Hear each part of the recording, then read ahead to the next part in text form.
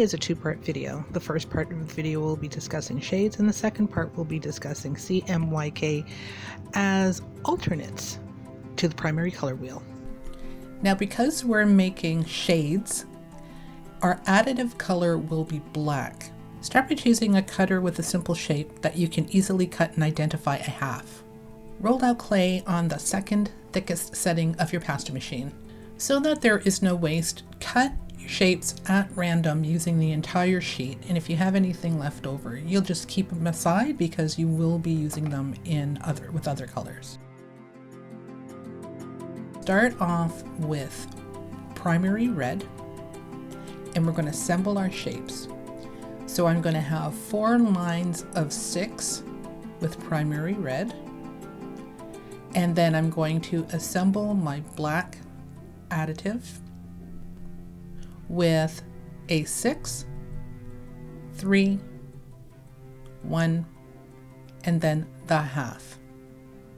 So you'll have a 6:6 ratio, 6:3, 6:1, and 6:1/2. My lighting is not that great today because it's a sort of a dull day outside, so I won't be doing the flip of those colors because honestly the color shifts on black won't show up as much as I would have liked, and you'll see a better color shift by adding black to our primary colors. Now look at these results. I mean, just gorgeous, beautiful shades. The red that we are demoing is actually right in the middle. And are you surprised? Did you expect wine as one of the colors? I mean, they're all shades of gorgeous reddy browns. Really happy with the results. So let's go starting with the very most right color here. That's the yellow. So you've got great shades of khaki, okay, all the way down to almost, it looks like a pea green. Okay, so that's your army green, your khakis, your leaves for trees. I mean, just beautiful shades of a black yellow. And then you've got your browns in the middle. That's the red. Those are the reds that we demoed. Okay, you've got a beautiful reddy brown lightening up to almost a, oh, what color would that be? Like a cranberry red. It's just beautiful. And then look at the blues.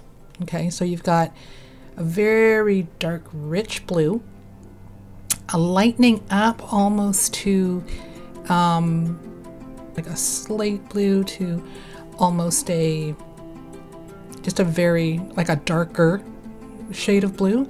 I don't see any navies really. I mean, some of the blues are going towards the greenish tones, which is interesting. So I think the other thing too is that there are some colors that I thought I would get that I didn't get. And then I had a feeling that people would be saying, oh yeah, these are beautiful shades of our primary color, but I mean, when would we ever use them? You know, a lot of the jewelers like to use their bright colors, their happy colors. These are colors that could probably be used in antiquing, right? I mean, those yellows. Base, especially the darker ones, use that as a base, add some gold, rub off the gold and what you have underneath. So if you're a LARPer, which is live action role play, and if you tend to do your LARPing with, I guess, medieval times, this would be at least the yellow, and I would say the blue. You could use the red as well if you want to do bronze, but the blue and the darker shades of yellow, those are your base colors that you would like a gold effect on there. So you could either use gold leaf, you could use I use like a gold Posca paint, or we're talking blue, so you use like a silver Posca paint. That's your chain metal. That's your, you know, if you do any sort of prop background scenery, that's your, you know, your medieval gates. If you're a painter, if you do polymer clay painting, these are some beautiful backgrounds that can be used. If you're doing any sort of sculpture, oh man, can you just imagine using these colors alone in your sculptures with adding a splash of color here and there or some paints? You know, you roll it out and you do some sort of what do you call that thing? You know, stenciling.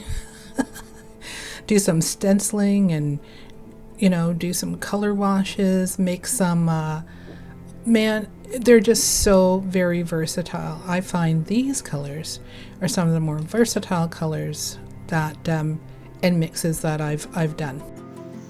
Now let's talk about KATO's Cmyk colors: Cyan, Magenta, and Yellow. There are some color theorists who believe that what should be taught in school is that cyan, magenta, and yellow are the three primary colors.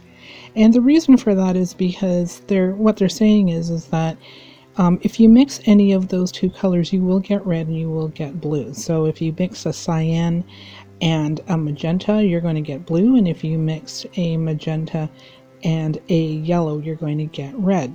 Well, I think that you will be actually really surprised when you see what kind of colors we can get when we mix these, we do the color combinations.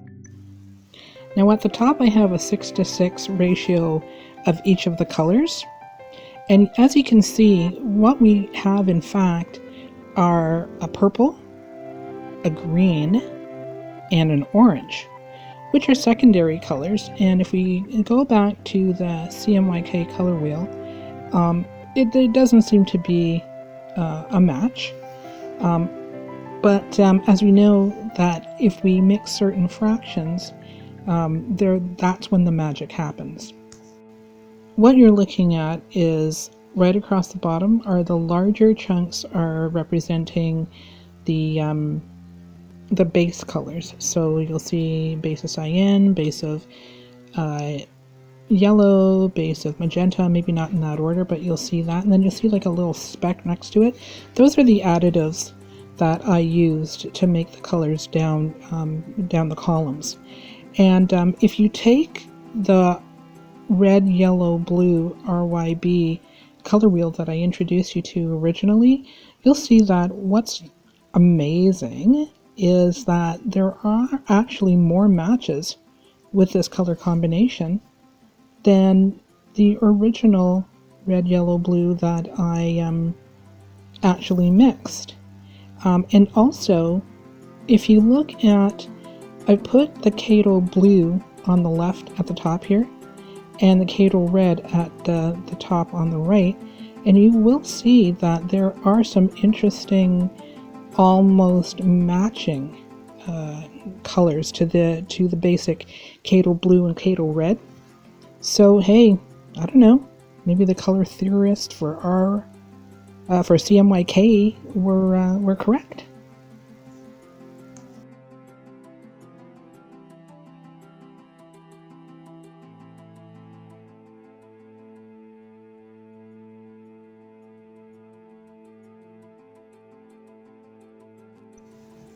So there you have it. If you were ever going to just get a minimal amount of KATO to create colors with, you have a choice. You can go CMY, or you could go red, yellow, blue, RYB. But at least if you got red, yellow, blue, cyan, and magenta, white and black, you could create a range of color, enough for your palette to use in all of your projects.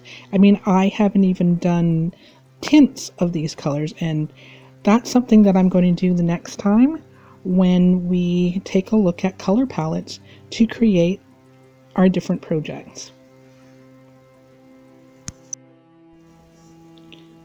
So like, subscribe, leave a constructive comment, and until next time, see ya.